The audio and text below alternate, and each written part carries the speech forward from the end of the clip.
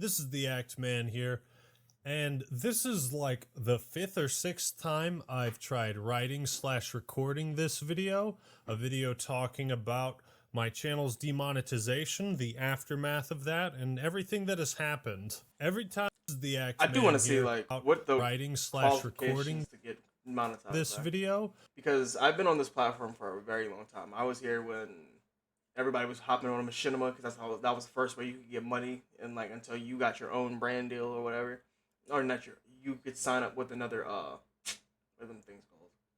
You guys know what I'm talking about. Like when people were signing to Yaush and all that shit. Like they had their little corporations their networks basically that they would sign to so that they could get like bigger ad revenue, bigger opportunities, get seen better, have YouTube reps, stuff like that, you know?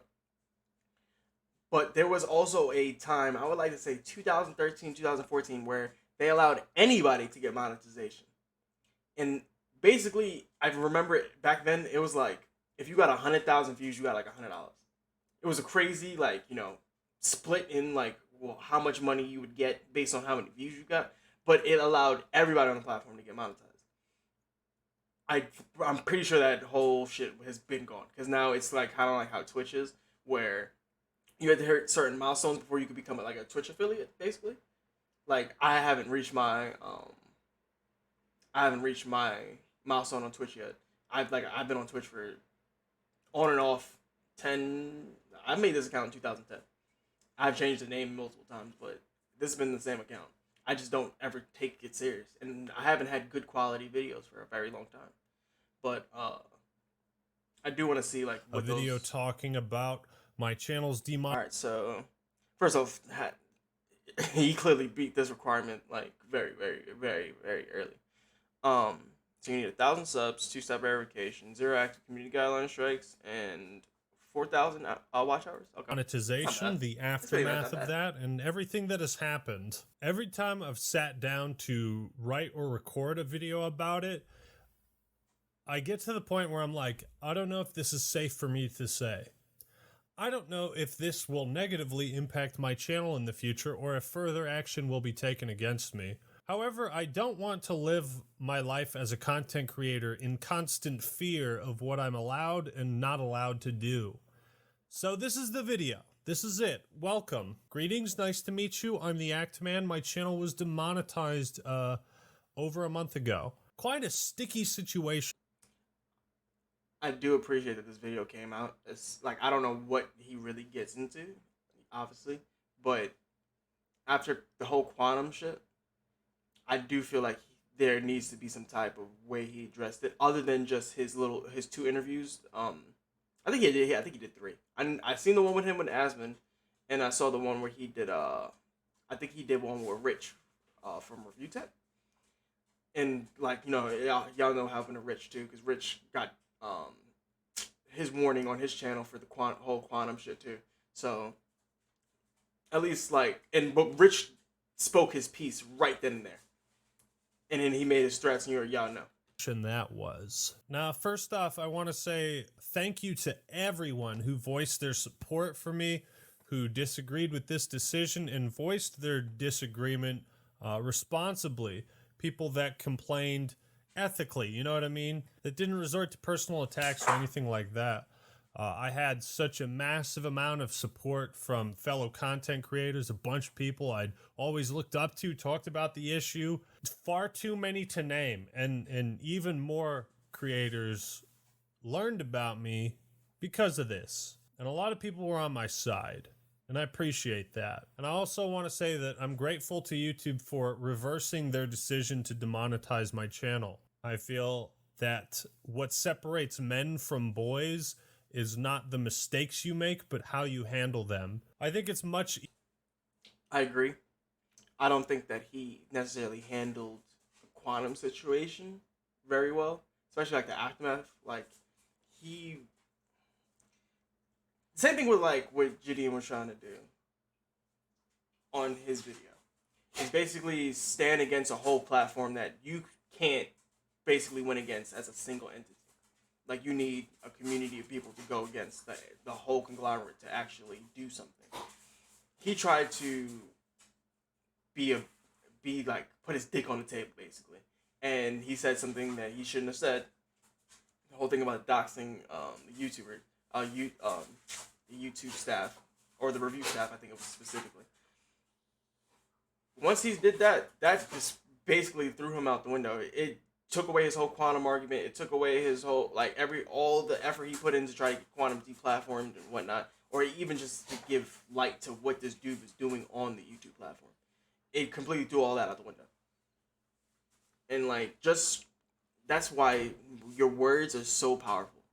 Easier to try and pretend like you didn't make a mistake and try to save face than it is to face the music and admit that maybe something happened that shouldn't have happened. That requires strength and confidence and a willingness to be better. So my channel was demonetized. The first question, why?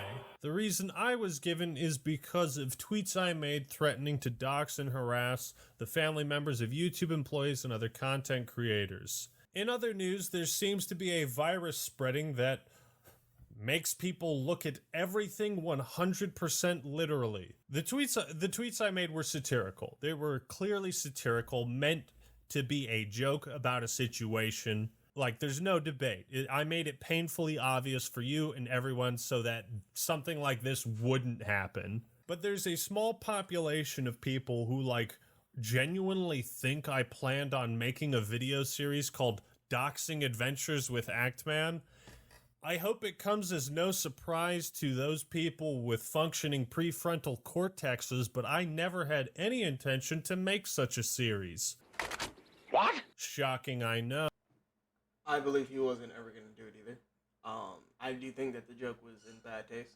Only, like, yes, he had a bunch of, like, just jokes, like, just, you know, just, like, little fun, like, the shit that he just showed, like, him in the suit saying that he was going to, try to copyright strike you. Like, he was making these little jokes that he was saying, but once it came to something that seems like a threat, whether you want to take it as a joke or not, YouTube will put their dick on the table, of course, and say, fuck you, don't care about if it's a joke or not. I'm going to deplatform you. I'm going to demonetize you. I'm going to make it hard for you. Either you're going to act the way we want you to act, or you're going to have to suffer the consequences. Oh. So what was the point of those tweets? What was the joke? And honestly, it could have been way worse. He could have got his whole channel taken down just for that. Like, nah. Because you also what happened to the one girl that said to Twitch that she was gonna go shoot at the employees and shit, and she got a month reduced, and then that reduced to 22 days because she apologized. But you see, it's possible. Now, that's two different platforms, but you see, they're very similar. They kind of move in very similar fashion. So you kind of could tell, like, if something happens on one platform, you pretty much could assume that it might happen on another. Or if the situations were identical, that it would happen about the same. So I wasn't shocked that he got demonetized for that. Like I said, it could have been way worse. He could have got his whole channel removed, and he had to fight for that. But at least he could still make videos at the time. The joke was, here's an instance of a content creator that has openly admitted to harassing the family members of a content creator and posting that content on his YouTube channel and making money off of it. This has been brought to YouTube's attention, and they have decided that this action does not violate any of the community guidelines, and therefore no action will be taken against it. This is an undisputed fact. That was YouTube's decision.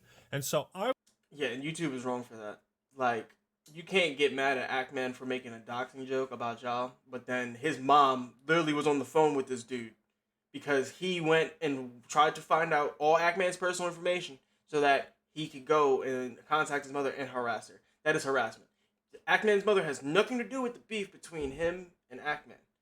So why call his mom? And I understand Quan was like, oh, I'm just trying to get to talk to Actman. I couldn't get in contact. Bro, if you can find his mother's phone number, there's no way you can't find his, bro. Or a way to contact this man. You're a YouTuber. There's Discord. You can email the man. You can hit him on Twitter. You could have found a way to talk to Actman. That was just YouTube doing some bullshit. I was making fun of the fact that Here's a guy who's openly admitting to harassing someone else's family, and YouTube has seen it, and they say, that's okay. So it's like, okay, what would be the most absurd type of content to produce around harassing people's families, since apparently it is okay now? Well, doxing and harassing YouTube employees' families and other content creators' families. Little did I realize the satire would become reality when YouTube decided that joking about doxing is far more serious than actual doxing. I brought to YouTube's attention the fact that Because whether it was a joke and satire or not, YouTube took it personal. It happened to them. Same way you got mad because it happened to you. And I'm pretty sure Ackman would be on the side of nobody should get doxxed. Like, I'm pretty sure that's his personal stance. I'm going to assume that. But obviously YouTube didn't care. YouTube didn't care until it showed them. To their doorstep, where if Ackman was even being serious, they were like, oh no, we're shutting this dude down right now. We're not playing that game. this And them YouTube people, they love that anonymity that they have.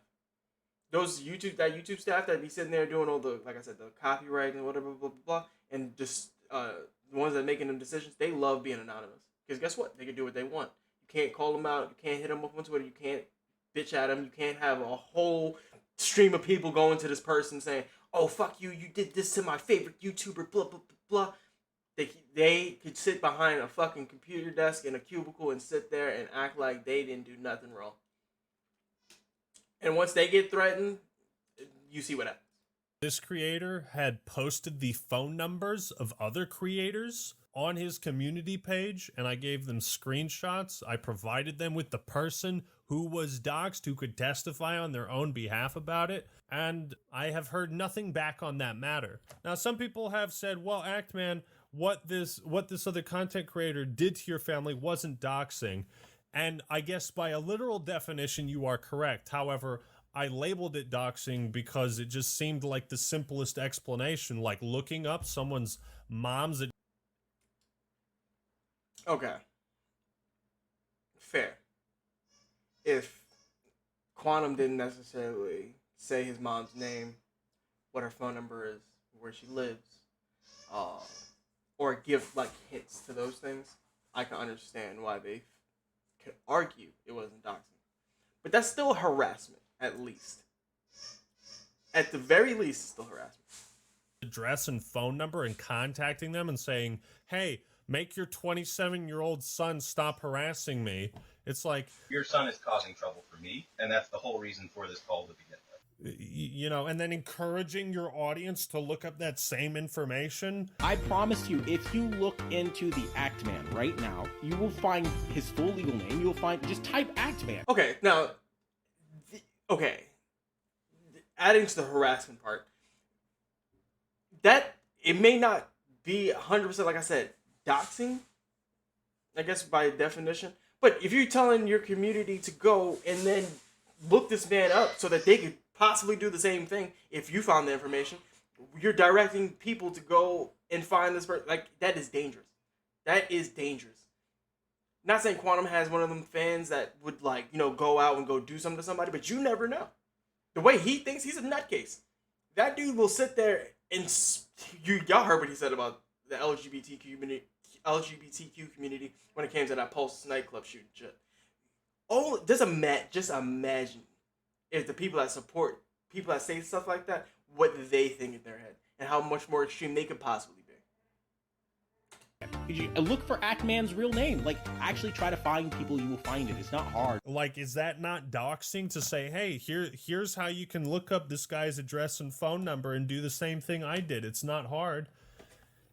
I feel like that's doxing, but maybe it's incitement to dox, which is still terrible. The point is, my family was harassed by another content creator who openly admitted to harassing my family members and inciting his fans to do the same. This was brought to YouTube's attention. He posted the evidence himself, and YouTube decided that this was not against the community guidelines. So now the question that we all have to ask and we all deserve an answer to Is it okay to harass the family members of other content creators?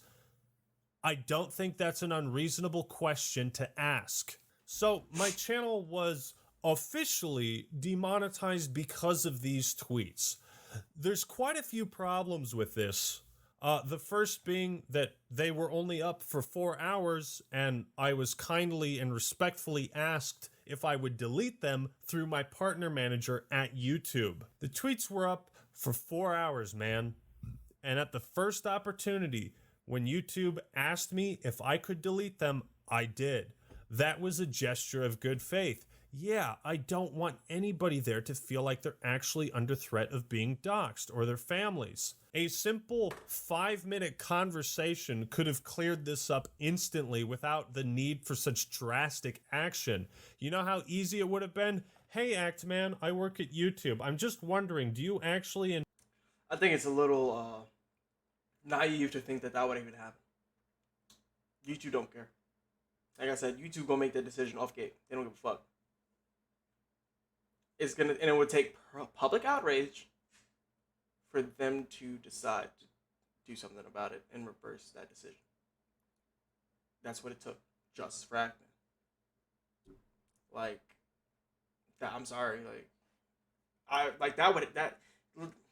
When you even joke about threatening a company of that magnitude, like I said, you are not bigger than the platform. Nobody's bigger than the platform. They can get anybody out of here that they want. And that like a dude with almost 1.5 million subscribers, and has had big traction over the last 3-4 years, especially because of his Call of Duty videos and some of his takes for like Halo and like some of his other videos that he puts a lot of effort into. They don't care, because to them they have 100,000 other Actmans with over 1 million subscribers that could do a whole bunch of other things, and then they make money off of, and they fall in line. Like, you would need literally a group of people, of Actman and bigger, to even make a dent into like them to even care. And even still, they have so many people on the platform that they could look at those big creators and be like, yo, we just make the next one. Somebody will sell their soul for us. Somebody. Intend on making the video series Doxing Adventures with Actman, to which I would have responded, no. Here's a definition of satire. Because I don't know if there's some kind of language barrier, if certain people at YouTube don't understand what satire is, or maybe... And I don't think he understands. Yes, he has other tweets of the same caliber of satire that he was showing prior in like his little examples. But when you're typing something, and somebody's reading it, it comes across way different than if he made a video and then he said the same thing. You see what I'm saying? Maybe they're from a different country and don't understand the concept.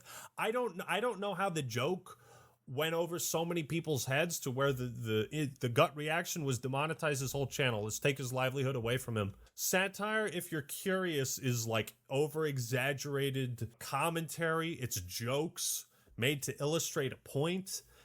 You could check out South Park if you're interested in satire. Political satire is a thing. I highly encourage anybody confused on the matter of satire to look up definitions and do as much research as humanly possible, especially if those people work at YouTube and have to make decisions on demonetizing a channel based on legitimate threats, and if they have to differentiate between legitimate threats and fucking satire. So here's what I don't get. If the tweets were a problem, why was action taken against me after the threat was neutralized? I laid down whatever fake weapons I was carrying and I said, I'm not a threat to you. I don't mean this. And then 2 days later, the channel's demonetized anyways.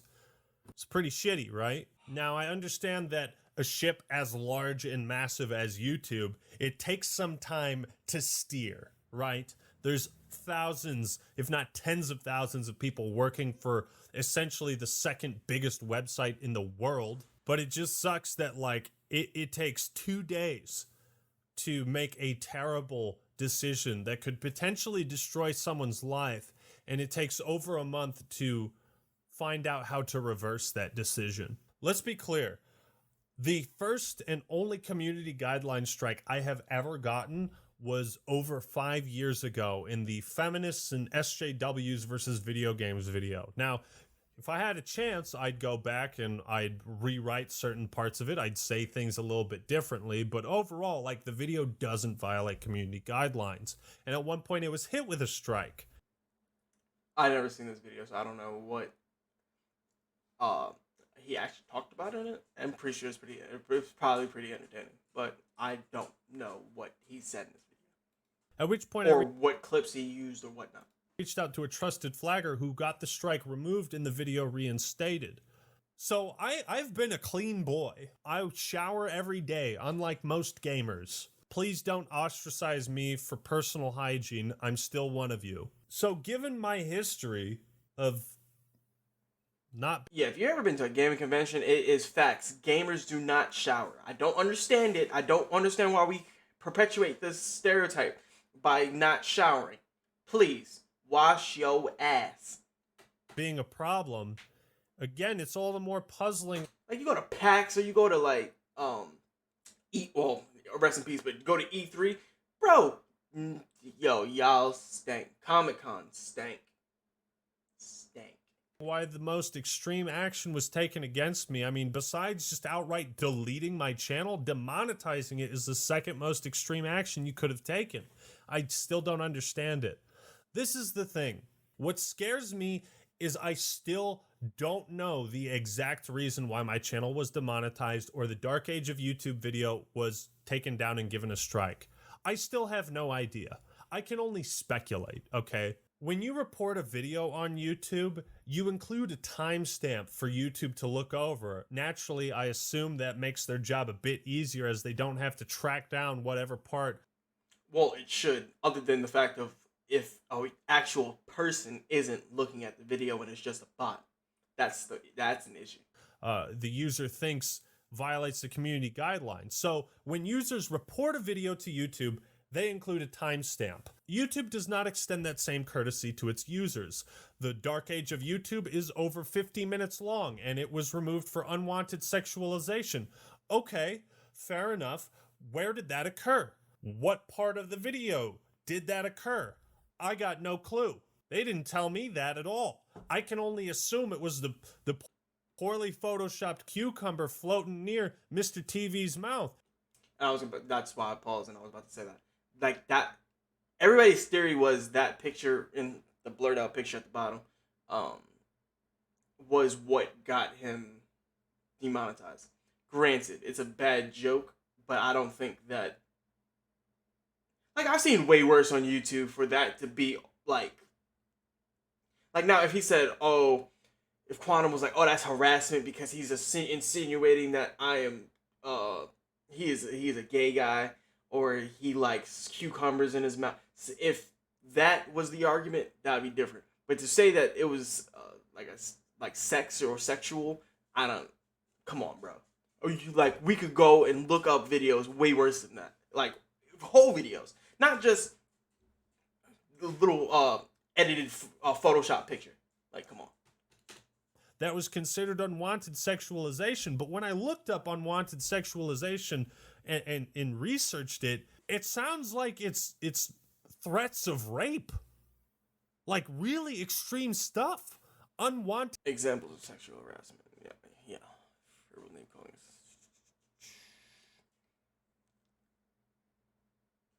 Commenting about someone's body, sexuality, or gender expression. It's like, see, this right here, probably the only reason that it could even be like used, but physical, emotional, verbal acts of violence based on label, groping somebody, creating a facility and environment that is perceived as violent, no. Physical control of public space include, no. Sharing images or stories about their body. Okay, this and this could be used against admin. Do I agree with it? No, absolutely not.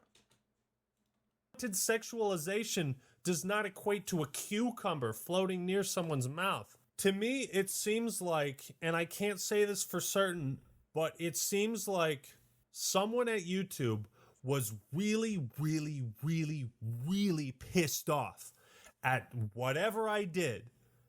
They either took the jokes seriously or intentionally misinterpreted them and gave no quarter. There was no like, hey, are you serious? There was no conversation had. It was just, nope, you're gone. Maybe you'll come back. Who knows? And can you imagine the paranoia that creates? It's like those first few weeks, dude, fucking sucked. My entire concept of life and reality was just flipped upside down. I didn't know if I was going to get my channel back. I didn't know if I was going to keep making YouTube videos, the thing I've been passionately doing and putting so much love and effort into over the past 6 years. I didn't know if that was all just taken away from me in the snap of a finger, just Thanos out of existence because of a satirical joke tweet I deleted 4 hours after it was posted because people who made this decision asked me to. Yeah, you can't ask him to take tweet down and then punish him, because at that point, if we're gonna be on that energy, I could just be fuck you. I'm keeping the tweet up. Now, if he kept the tweet up and then I made that decision, that's one thing. But if you kindly asked him to do it and he obliged immediately, what was the issue? And I'll give credit to Ackman here. He, at like the beginning, he was. You could tell he was hurt. Like in his tweets. In the couple interviews he did, you could tell he was hurt, but he held it together very well, in my opinion. Like, he wasn't going, oh, fuck you, blah, blah, blah. He didn't go raging. He didn't go, like, just a whole bunch of shit. He didn't do none of that. He kept his head up. He kept his head up, but he was still low. He didn't, at least publicly, he kept his head up. But when he has to go step away from the computer, step away from his phone, I'm pretty sure that I ate at him. Something that you've done for years. I think he's been on the platform for, like, say, 5 to 10 years, at least a decade or something like that. And you just snap a finger, like he said, Thanos, up out of here, no longer exists. Like, that hurts. 1.5 million subscribers of work. Millions of views, millions of hours watched. The amount of hours he went into making them videos. All the money you spent on editing, all that out the window, like that. Like, that's scary. And again, I know that and people need to understand, like, you can't, like, your hate for people on YouTube or Twitch that make a lot of money and don't have to technically go to work, you don't feel bad for those people because, oh, you could just get a job. Blah, blah, blah, blah. Fam. If you can make money off of something that you love to do, why are you hating on that person? Like, he has all right to be, like, upset. Imagine you did something for 10 years or X amount of years and you successful as fuck, and at the blink of an eye you could lose that shit just based on a bad decision. And technically he wouldn't even be in this situation if Quantum didn't do what he did. Yeah, Ackman inserted himself into the Quantum situation because he made an original video saying how bad Quantum's Elden Ring take was. And it was a bad take. And rightfully so. You want to make content, anybody can react to anything anybody says on this platform. Until that person that you're reacting to gets all butthurt about it and then wants to say, oh, give me my content back. Or, oh, you said something that's wrong and I don't like what you said, blah, blah, blah. And I'm going to just fucking strike you because it's technically their content. Like, come on. YouTube makes mistakes. They're not always perfect. I love this place. I want to see it be the best place it can be. I want people to have the same opportunities that I had. And that is the reason why I started taking action against the content creator. Because I felt like this creator was trying to rob others of those opportunities. This creator had a history of terrible interactions with every other creator he came across. I heard their testimonies. I got their evidence. I asked people. This is a person that really shouldn't be on the platform. This is a person who, my family was not the first family they had harassed, okay? Yeah, I heard about that. Like, and even in Ackman's video, he showed, like, both his videos, he showed like the constant harassment he did to the AV community, the constant harassment he did to review tech. Like, bro, there's no reason Quantum shouldn't have got in trouble at least a little bit. At least a little bit. Like a suspension, demonetization, something. Just for all the evidence that was shown, nothing happened to Quantum. And to this day, I still kind of want to understand why. Like, I know that a lot of corporations like to, especially like especially after the George Floyd, the murder of George Floyd, they wanted to, especially when it comes to black creators, they kind of wanted to, how can I say, look like they were being nice, look like they were being supportive, look like, because they didn't want to be one of them corporations that got called out for racism or not supporting black people or their minority base. So that was one of the theories that I wouldn't say like Ackman, because Ackman didn't make that theory, but I saw it kind of floating around, especially on Twitter. Like YouTube sided with Quantum so that Quantum couldn't go and say YouTube was being racist.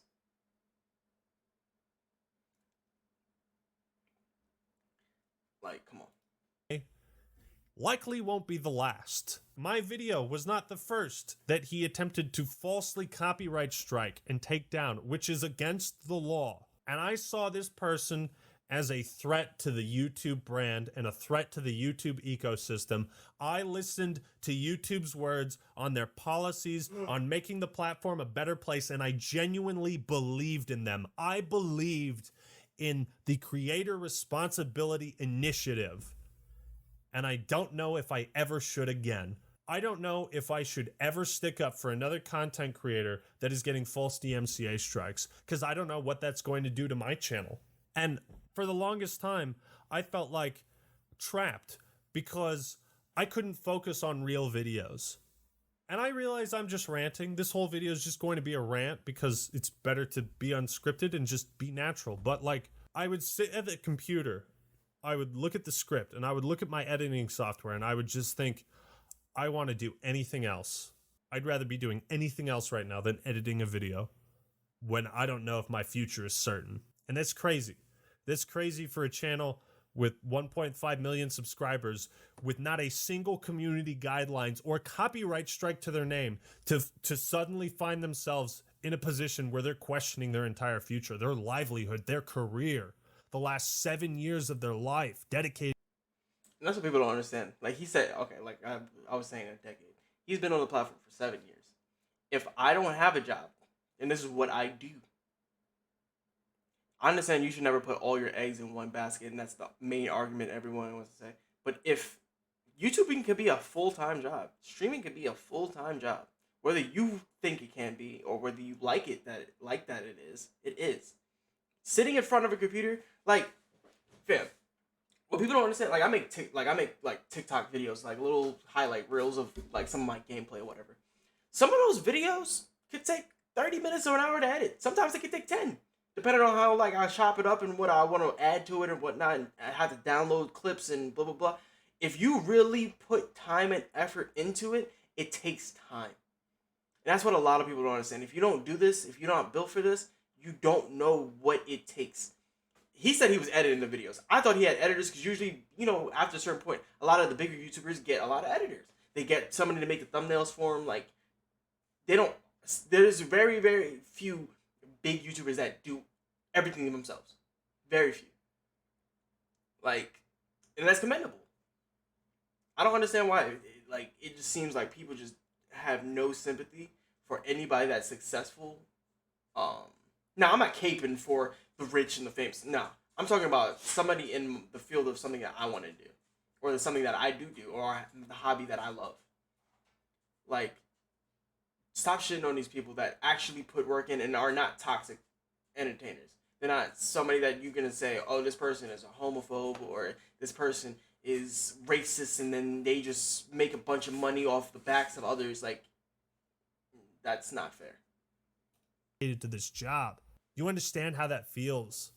Do you understand why I had this breakdown on Twitter? Why I was so I got COVID. It was my birthday. My channel got demonetized the day before my birthday. It was the worst birthday I ever had. And that's not a pity party, man. I didn't feel like a birthday. That does sound like a really shitty birthday. COVID, demonetization, and you don't know what is coming. Like you don't know what like if he never got his channel back, he would have to reevaluate everything. He would have to say, "Yo, am I still gonna do not necessarily videos, but am I gonna go now and just stream all day?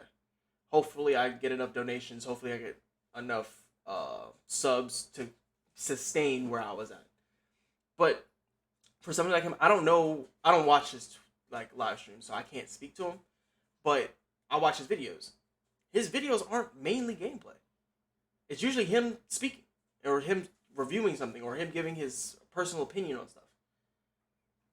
So the gameplay is just like, to me, is like an add-on, like an additive to what he already has or what he offers. Because his voice and his actual content is bigger than just gameplay. He's not trying, like, to me, he's not trying to be MOG Pro. He's not trying to be on the next phase member, but he is going to tell you how it is. That's what his bread and butter is. I couldn't even focus. But what hurt more was feeling like I was silenced, that I couldn't talk about this for fear of what might happen or what might not happen. Oh, maybe Actman is criticizing YouTube a little too much. Maybe this is a person we don't want on the platform. Do I speak out against injustice and risk my livelihood, or do I keep my trap shut and hate myself for not speaking about it? It's a tough position to be in. I just hope people at YouTube understand that I'm a real person, that like I put my heart, blood, and soul in my gamer juice into making videos. And this was the first time I genuinely was like, you know what? I feel like this person is a real detriment to the platform, and I'm going to do what I can to prove that. And I thought I did. He didn't have to do it. That's the key part. I agree with him in how he feels and why he did what he did, but he didn't have to. Because then it seemed like that's also another thing that was argued, especially between him and especially with him and Rich. You seemed like you had a personal vendetta against Quantum, to the point where you did everything in your power to get them. Like Rich, he said it, and so did Ackman. They keep saying they want him deplatformed. If they never, I feel like if they never took that bold stance, it would have went differently. But the fact that they kept saying they wanted him off the platform, they would do anything for him to be off the platform. That seemed like they were like, you could argue. Not saying it's true, not saying that it should be argued, but you can argue that they're harassing him and trying to stop his funnel of money, trying to stop him from growing, trying to stop like all those things. And that can be seen as a problem, especially if, like I said, if Quantum wanted to go and say, "Oh, I was harassed. YouTube allowed these two." Like I said, Quantum plays victim. Quantum, I wholeheartedly believe Quantum would have pulled the race card if everything that Ackman and Review Tech USA wanted to happen to him. I guarantee you, Quantum would have went the race card and then try to stir up a whole bunch of bullshit, try to get YouTube not just reverse it, but to make YouTube look bad. Quantum wasn't that big of a actual commentator, but he has an obvious fan base, and that fan base is toxic. I think I proved it to a majority of people. This is a person that genuinely believes the world would be better off without gay people. And I feel like that type of hate speech, it goes too far. Consistently wishing death. Yeah, he should have been deplatformed just for hate speech alone. Like that alone, like we're gonna ignore the ban dodge, ignore him trying to dox people, ignore him trying to harass other AV community YouTubers and say that they're liars and that he's the only AV person that knows how to actually do settings on a TV, blah, blah, blah, blah, blah. Bro, you said a specific group of people need to die, should have died. Everybody understands that in itself should have been it. That argument shouldn't even, like, the argument of him being deplatformed shouldn't even be continued. He should have been done after that. And this shows the difference between YouTube and Twitch. Because remember yesterday, I was saying when it came to like the whole Gideon situation, um, he was him and when him and Corey were talking, or having their when I was reviewing their reacting to their videos, Gideon said Twitch allows bans based on things that happen outside the platform. YouTube is one of those entities.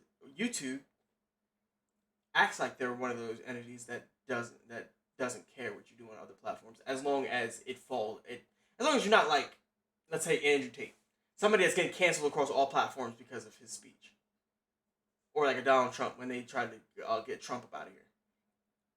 That's different. But on an individual level, like, people can go on Twitter and say whatever, and then go on YouTube and still be fine, basically. As long as, like I said, you're not falling into those mega categories of like some crazy ass shit. But him tweeting and putting in his Discord and all that other shit, all that hate shit, that should have been something, like, it should have counted. I don't know why it didn't, but it should have counted. It's because you're meant to learn a lesson about something and about your behavior. I got no idea what the lesson was. Was the lesson that, don't make a video and have a cucumber be within 5 meters of your mouth? Was that the lesson? Was the lesson don't make satirical tweets about terrible things that happen to you?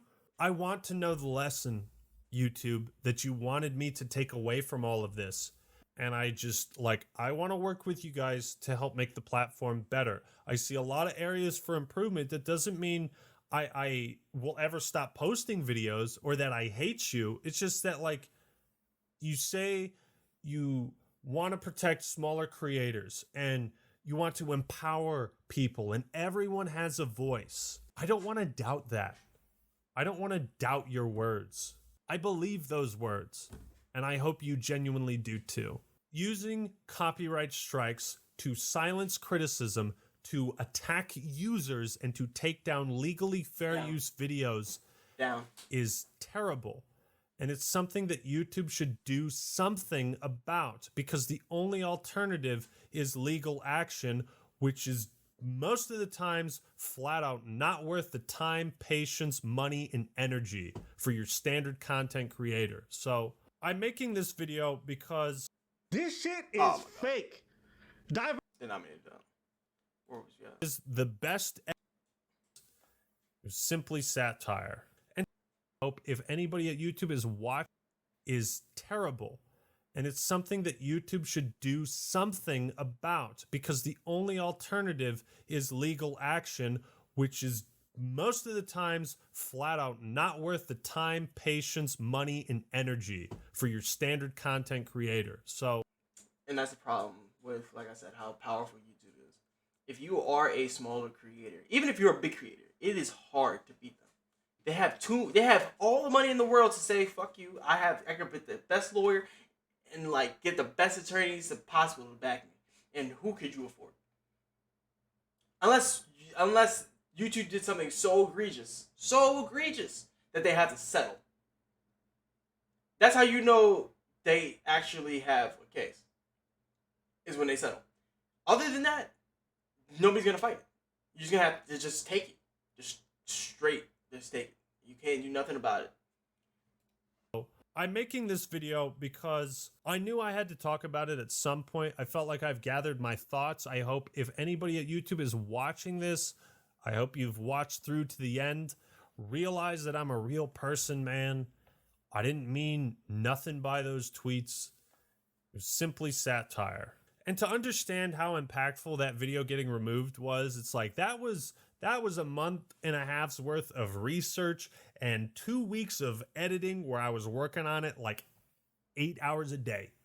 Sometimes I worked 16 hours a day, 20 hours a day on that video, didn't sleep. That video is my magnum opus. It is the best edited, written video I've ever produced. I have not seen all his videos. I'm not gonna act like I have. But out of the videos I have seen, that was his best video. It was one of the most entertaining videos I've ever seen. Like, the fact that he took that lawyer game from Nintendo and he edited his whole, like, animated his face and had his face on the actual, like, main character, the actual lawyer, and then you had Quantum on the other side, and you had uh Moist Critical as the judge. Like, he had Moist, he had his voice for that. He had multiple YouTubers giving their takes. Like, he went and looked up all the AV YouTubers that had issues and, like, exposing Quantum from back then. Like, bro, he went deep. And there was 2 videos.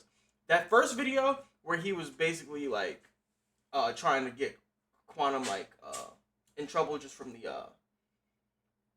like, all the things Quantum did. Like, after he had bashed Quantum for his Elden Ring review, and then Quantum went after that. I just remember he was a 16-year-old kid. That's all he kept saying. Mischief. I think it was Mischief. He went after he went after that kid. That's when Ackman went crazy. He was like, "Yeah, nah, we're not gonna do this to a child. Come on, bro." It was also my best performing video of all time, gathering 1.4 million views in like 4 or 5 days. And that was also one of those videos that I watched, like, multiple people react to. I watched the original video for it. I watched Asmon. I watched Moist Critical's. I watched Rich's. Like, everybody had a fucking take on that video, and I watched that video. I don't even know how many times I watched that video. I watched that video a lot. I like that video a lot, just because I'm just the pure entertainment for me. And, like, I just felt like I found something new every time I watched it. That's pretty good. That's pretty good for me. And so to see that momentum, to see that video, all that effort and time, to see it just abruptly cut short, and not only that, but my entire revenue stream cut short because of that, for reasons that have never been fully explained to me, yeah, that has the potential to cause a mental breakdown. I'm not a threat to the YouTube brand. In truth, I am one of your greatest allies. I just hope that I don't believe in what makes YouTube great more than YouTube does. I feel like YouTube should have realized they made the wrong mistake when Keemstar and Ethan Klein both agreed. For the first time in their lives, those two agreed on something, that this was unwarranted. My channel getting demonetized. Yeah, if those two could come to an agreement on something that you should, there should be somebody on YouTube is like, huh, Ethan agreed with Keemstar? Did we do something? Am I crazy? Did we do something wrong? Do we have to look in the mirror? Because them two don't agree on shit. Especially after them content nukes. Hell no, they don't agree on nothing. Nathan. Should have been an eye-opener for somebody. Was seen by everyone as completely unnecessary. I hope what happens to me never happens to anybody else. I don't think people should live in fear or feel paranoid about criticizing YouTube because of what might happen to their career. I don't want other creators to feel like their families might be hit in the crossfire because YouTube won't pursue action against people that harass them. I don't want to feel like that.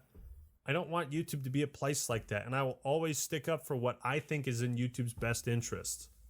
And mine as well. Like I said, I'm not your enemy. I'm one of your biggest supporters. All right.